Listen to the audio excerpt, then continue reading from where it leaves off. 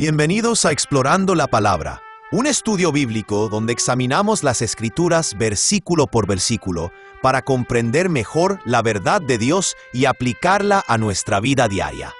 En esta serie, estamos recorriendo la primera carta del apóstol Pablo a los Corintios, una iglesia llena de dones espirituales, pero también enfrentando profundas luchas espirituales.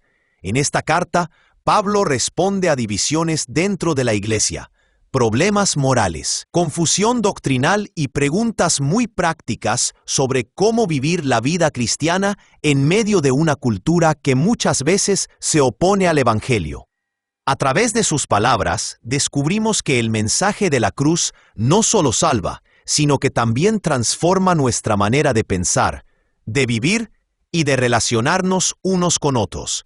Así que, si tienes tu Biblia contigo, te invito a abrirla ahora mientras exploramos juntos la palabra de Dios. Si tiene su Biblia con usted, me encantaría que la abriera ahora en 1 Corintios capítulo 14. La mayoría de los eruditos asumen, y creo que con toda razón, que todo lo que va desde el capítulo 11, versículo 2, hasta el capítulo 14, versículo 40, constituye una sola sección. Pablo está comentando, a petición de ellos, acerca de su conducta en la adoración pública. ¿Estamos haciendo esto correctamente? ¿Hemos mantenido las tradiciones correctas con respecto a nuestros tiempos de adoración congregacional? En la primera parte del capítulo 11, Pablo comenta sobre el tema de la vestimenta y la presentación. Él dice, en esto lo están haciendo bien, manténganse firmes aquí. Luego en la segunda mitad del capítulo 11, habla acerca de la cena del Señor. Eso lo están haciendo mal, dice, y ofrece la corrección apropiada. Después en el capítulo 12, no se trata tanto de correcto o incorrecto, sino de equilibrio y de proporción. Han sobrevalorado un don a expensas de todos los demás. Así que Pablo habla de diversidad y de unidad, y utiliza la imagen del cuerpo. La iglesia es el cuerpo de Cristo, y cada miembro es importante, y tiene un papel fundamental que desempeñar. Luego, en el capítulo 13, tuvimos esa digresión, o lo que parecía ser una digresión. En efecto, Pablo estaba diciendo, ¿quieren hablar de dones espirituales? Excelente, yo también quiero hablar de dones espirituales. Hagámoslo. Pero primero, déjenme hablarles acerca del amor. Amor. El amor es el camino más excelente. En el capítulo 13, Pablo está poniendo en su justa medida su interés en los dones espirituales. Está diciendo que los dones espirituales son importantes, pero no son lo que verdaderamente distingue a la fe cristiana. Jesús dijo que sabrían que somos sus discípulos por nuestro amor, no por nuestros dones. Así que Él le ha quitado un poco de aire al globo. Aquí está diciendo, quiero hablar de dones espirituales, siempre y cuando todos entendamos que los dones espirituales son una conversación que va en el asiento de atrás, no en el de adelante. El amor es más importante, y el amor es la clave para la operación distintivamente cristiana de los dones espirituales dentro de la iglesia. Ese es el flujo del argumento aquí. Retomamos el argumento en el versículo 1 del capítulo 14. Escuchemos ahora la palabra de Yahweh. Procuren alcanzar el amor, pero también deseen ardientemente los dones espirituales, sobre todo que profeticen. El capítulo 14 es, esencialmente, un argumento disuasivo. Pablo está tratando de enfriar su entusiasmo por las lenguas, sin descalificar absolutamente el don de lenguas. El comentario Pillar del Nuevo Testamento resume su enfoque diciendo, en este capítulo, Pablo destacará la profecía como un don espiritual, cuyo ejercicio sería más naturalmente promovido por el principio del amor que el don de lenguas, ya que sirve más claramente para edificar a la iglesia, que es justamente lo que busca el amor. Así que el principio del amor sugiere que demos prioridad a aquellos dones que benefician y edifican al mayor número posible de personas. Hablar en lenguas edifica solamente al individuo que lo hace, a menos que haya interpretación, mientras que la profecía sirve para alentar y edificar a toda la iglesia reunida. Esa es la idea principal aquí. Pero para seguir el argumento de Pablo, al menos necesitamos intentar una definición de la profecía del Nuevo Testamento. Este asunto es objeto de cierto debate, y por eso requerirá un episodio especial de Excursus, si queremos presentar un caso realmente convincente. Pero por ahora, permítame proponer una definición muy simple y directa. La profecía del Nuevo Testamento puede entenderse como hablar al pueblo de Dios, con la ayuda del Espíritu de Dios, para la edificación general del cuerpo. Ahora bien, parece ser algo un poco diferente de la profecía del Antiguo Testamento, aunque para ser justos, la profecía del Antiguo Testamento no es tan monolítica en su naturaleza como a veces se supone. Pero en cualquier caso, la profecía del Nuevo Testamento sí parece ser un poco distinta. Y eso no es un problema. Muchas cosas son diferentes en el Nuevo Testamento. Por eso lo llamamos el Nuevo Testamento. Así que las cosas son diferentes, y las cosas son mejores. Alabado sea Yahweh. Y el hecho de que la profecía vaya a ser una de esas cosas diferentes queda señalado en el sermón que Pedro predicó en el día de Pentecostés. Lleno del Espíritu Santo, el apóstol Pedro declaró: en realidad, lo que pasa es lo que anunció el profeta Joel. Y sucederá en los últimos días, dice Dios, que derramaré de mi espíritu sobre toda carne. Y sus hijos y sus hijas profetizarán, sus jóvenes verán visiones, y sus ancianos soñarán sueños. Y aún sobre mis siervos y sobre mis siervas derramaré de mi espíritu en esos días, y profetizarán. Así que Pedro dijo que la venida del Espíritu Santo sobre la iglesia afectaría inmediatamente la naturaleza, la amplitud y la universalidad del don de profecía.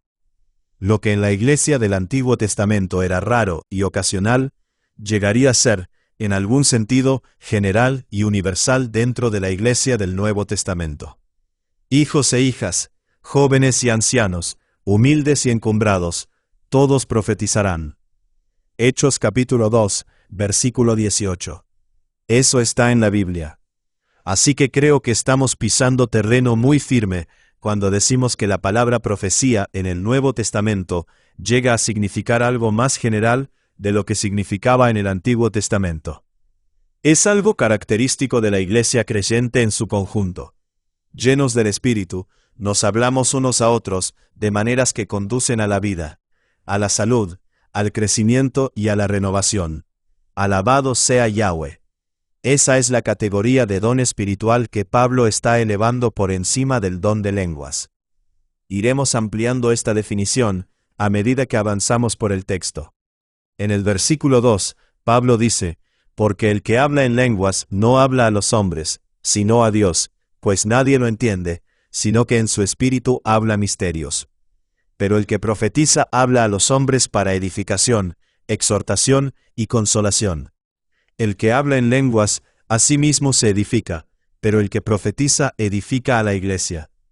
Yo quisiera que todos hablaran en lenguas, pero aún más que profetizaran. Porque el que profetiza es superior al que habla en lenguas, a menos de que las interprete para que la iglesia reciba edificación. Este es un párrafo muy útil para entender el don de lenguas y el don de profecía, y también para ordenar correctamente su uso y ejercicio dentro de la iglesia.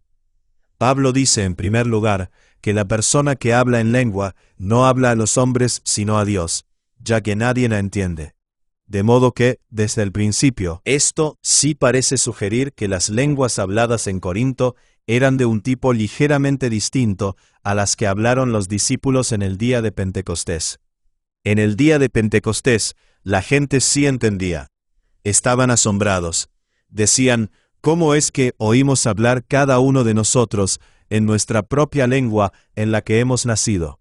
Partos, medos, elamitas y habitantes de Mesopotamia, de Judea y de Capadocia, del Ponto y de Asia. Así que en Hechos capítulo 2, parece que los discípulos estaban hablando en idiomas humanos, idiomas que no habían estudiado ni aprendido de manera normal. Pero aquí, en 1 Corintios, parece que el don que está en vista es algo ligeramente diferente. No era conocido por nadie presente. Era conocido solo por Dios. D. A. Carson nos ayuda a juntar todas estas piezas.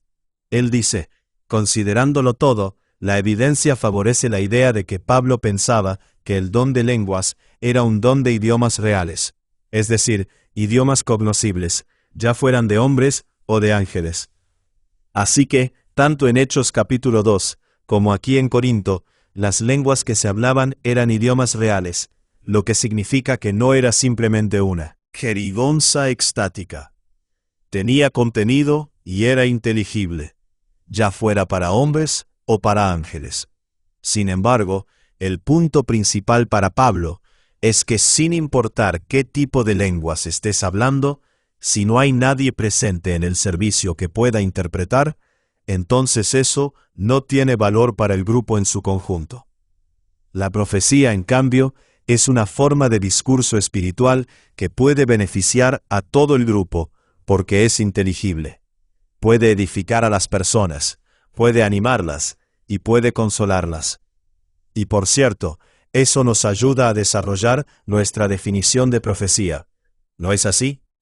Según Pablo, la profecía es un discurso inteligible, ayudado por el Espíritu Santo, que edifica, anima o consuela. Eso, por supuesto, es valioso para toda la iglesia, dice Pablo, mientras que las lenguas solo benefician al que las habla. Pero él quiere aclarar que eso no significa necesariamente que sean malas. Solo significa que no son apropiadas para nuestros tiempos de adoración pública.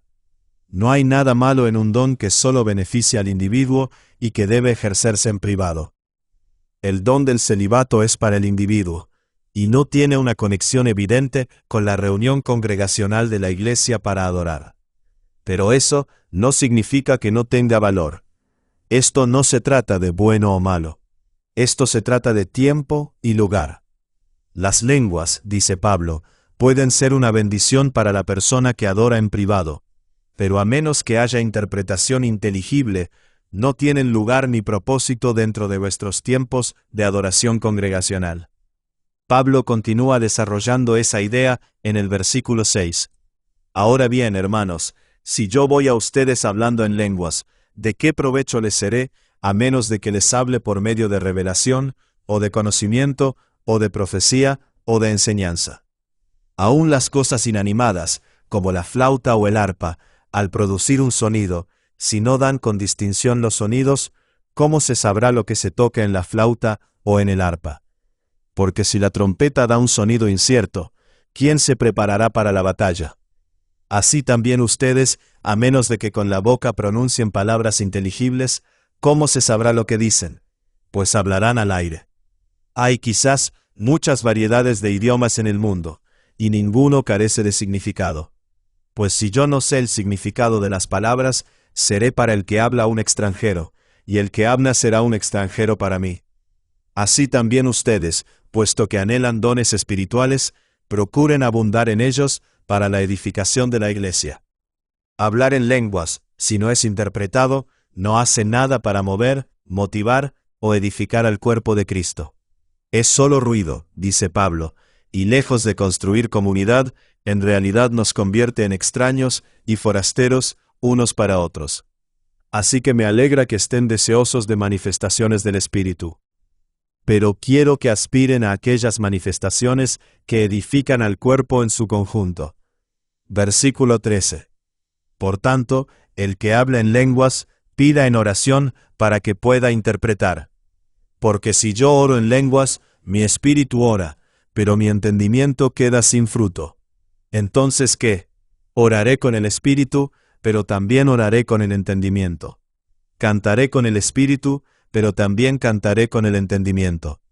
De otra manera, si bendices solo en el espíritu, ¿cómo dirá el amén a tu acción de gracias el que ocupa el lugar del que no tiene ese don, puesto que no sabe lo que dices? Porque tú bien das gracias, pero el otro no es edificado. Doy gracias a Dios porque hablo en lenguas más que todos ustedes.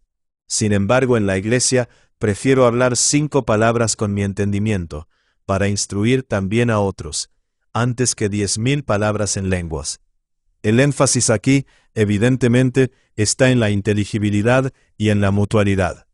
El problema con las lenguas es que nadie entiende, y por eso nadie puede unirse. No hay colegialidad, no hay dimensión corporativa. La iglesia se convierte simplemente en una sala llena de individuos. Están teniendo comunión privada con Dios. Pero eso no es lo que es una iglesia.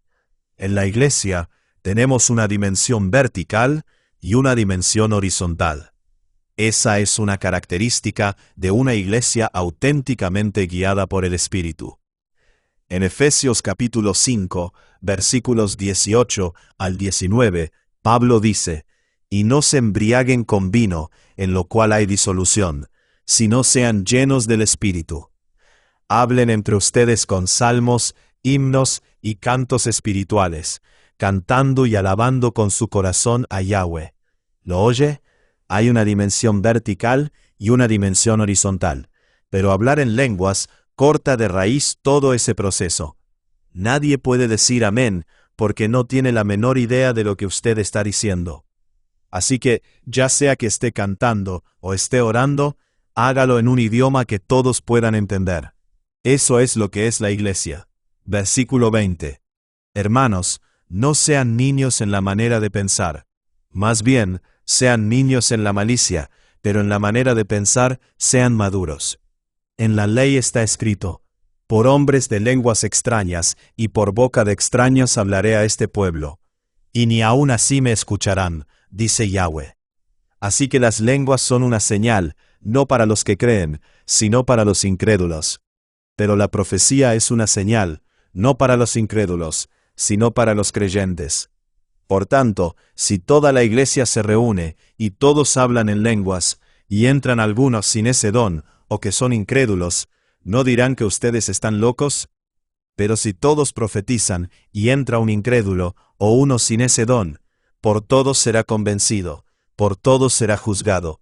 Los secretos de su corazón quedarán al descubierto, y él se postrará y adorará a Dios, declarando que en verdad Dios está entre ustedes.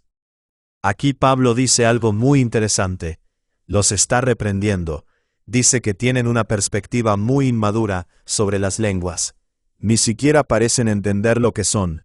Y cita Isaías capítulo 28, versículos 11 al 12, que dice: «En verdad, con tartamudez de labios y en lengua extranjera, él hablará a este pueblo, al cual había dicho: aquí hay reposo, den reposo al cansado, y aquí hay descanso».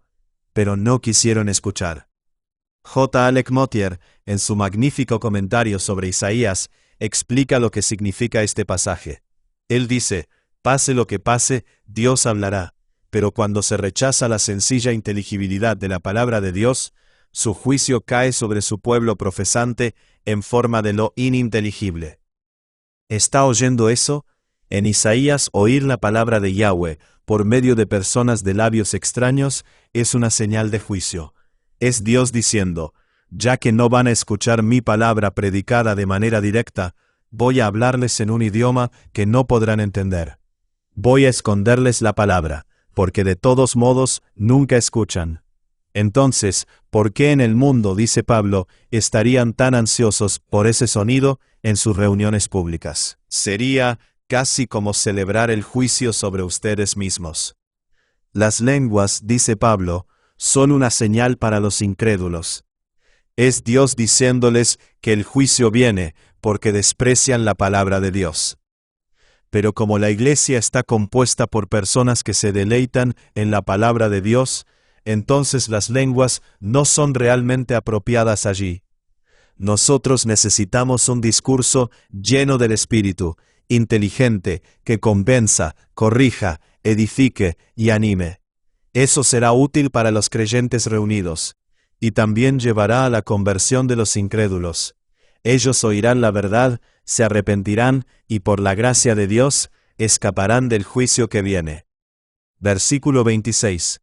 ¿Qué hay que hacer, pues, hermanos? Cuando se reúnan, cada cual aporte salmo, enseñanza, revelación, lenguas o interpretación. Que todo se haga para edificación. Si alguien habla en lenguas, que hablen 2 o a lo más 3, y por turno, y que uno interprete. Pero si no hay intérprete, que guarde silencio en la iglesia, y que hable para sí y para Dios. Y que 2 o 3 profetas hablen, y los demás juzguen. Pero si a otro que está sentado le es revelado algo, que calle el primero. Porque todos pueden profetizar uno por uno, para que todos aprendan y todos sean exhortados. Los espíritus de los profetas están sujetos a los profetas, porque Dios no es Dios de confusión, sino de paz. Parece por este pasaje que los servicios de la iglesia primitiva eran un poco más interactivos que la mayoría de los cultos de hoy. Pablo está imponiendo orden aquí sobre una iglesia que estaba rozando el caos. Pero por supuesto, también es posible equivocarse en la otra dirección. Así que probablemente aquí hay algo que todos nosotros debemos aprender de este párrafo. Una vez más notamos que Pablo no está tratando de prohibir el hablar en lenguas. Solo está imponiendo cierto orden y cierta proporción. Solo unos pocos que hablan en lenguas deben ser permitidos, dice él, y aún entonces solo si hay interpretación. Si no hay interpretación, entonces eso no tiene lugar en el servicio en absoluto. Asumimos por lo que Pablo dice aquí, que cuando la iglesia se reunía, él quería ver a personas dotadas en varios ministerios de la palabra, compartiendo sus dones de una manera ordenada para la edificación de todo el cuerpo. No debía haber interrupciones, no debía haber éxtasis. No somos paganos revolcándonos sobre la alfombra. Los espíritus de los profetas están sujetos a los profetas. Así que nadie puede decir, en espíritu está sobre mí, necesito hablar. No, no, no. Usted puede sentarse y esperar su turno, porque Dios no es Dios de confusión, sino de paz. Retomaremos la narrativa en el versículo 33b, el punto medio del versículo. Los números de los versículos no son inspirados, y la frase, como en todas las iglesias de los santos, parece encajar mejor con lo que sigue que con lo que precede. Y por eso generalmente se organiza de esa manera. Ahora, en la mayoría de las traducciones, Pablo dice, como en todas las iglesias de los santos, las mujeres guarden silencio en las iglesias, porque no les es permitido hablar, antes bien, que se sujeten, como dice también la ley. Y si quieren aprender algo, que pregunten a sus propios maridos en casa, porque no es correcto que la mujer hable en la iglesia. Ahora bien, este pasaje nos suena bastante chocante, particularmente en la era moderna. De hecho, para algunos, este es el punto en el que su compromiso con la autoridad de la palabra de Dios es puesto a prueba con mayor severidad. ¿Por qué en el mundo diría el apóstol Pablo algo así? Bueno, en primer lugar, necesitamos entender qué es lo que Pablo está diciendo.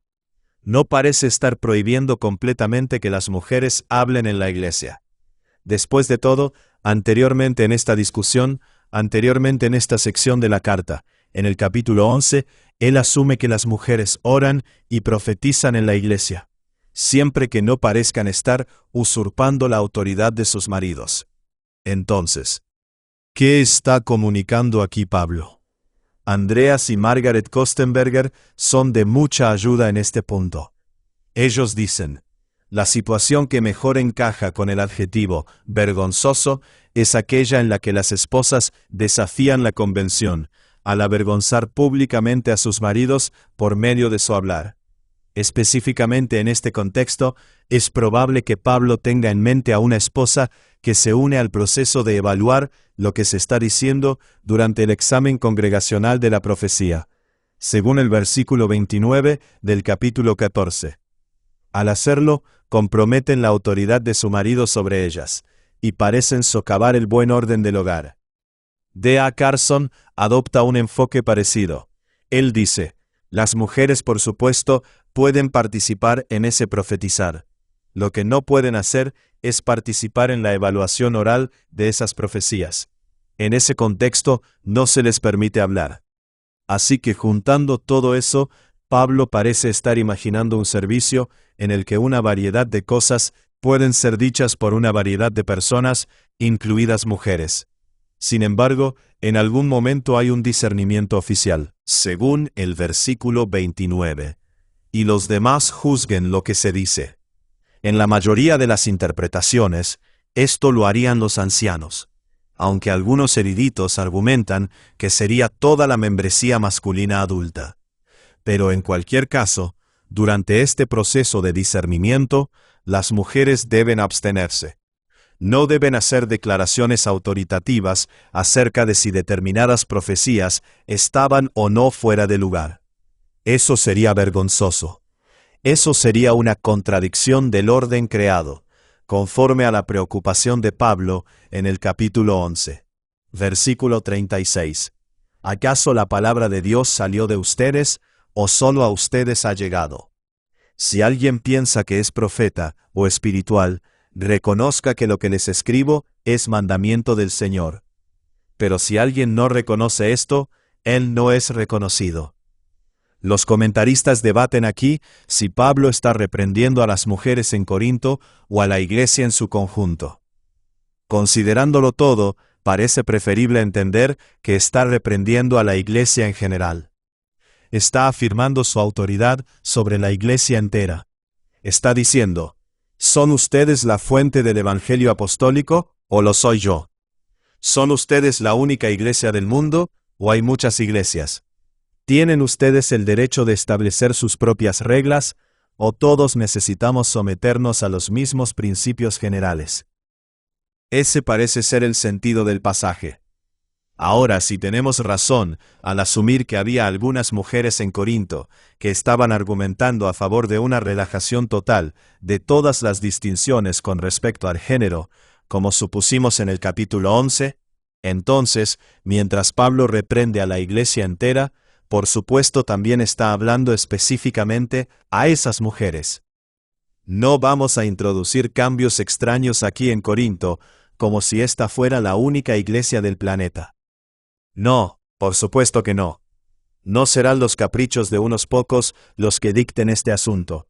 Será mi autoridad como apóstol, dice él. La participación se dará dentro de los límites apostólicos, o no será permitida. Punto. Habiendo puesto así las cosas en orden, Pablo presenta la conclusión en los versículos 39 al 40. Por tanto, hermanos míos, anhelen el profetizar, y no prohíban hablar en lenguas, pero que todo se haga decentemente y con orden. Ese es un enfoque sabio y pastoral para estos asuntos potencialmente divisivos. Gracias sean dadas a Dios. Y gracias a usted por escuchar otro episodio de Explorando la Palabra. Gracias por acompañarnos en este episodio de Explorando la Palabra. Si este estudio ha sido de bendición para ti, considera compartirlo con otros para que más personas puedan profundizar en las Escrituras. Recuerda que el propósito de estudiar la Biblia no es solamente adquirir conocimiento, sino conocer más profundamente a Cristo y vivir de acuerdo con la verdad de su palabra. Nos vemos en el próximo episodio, mientras continuamos explorando la palabra de Dios juntos.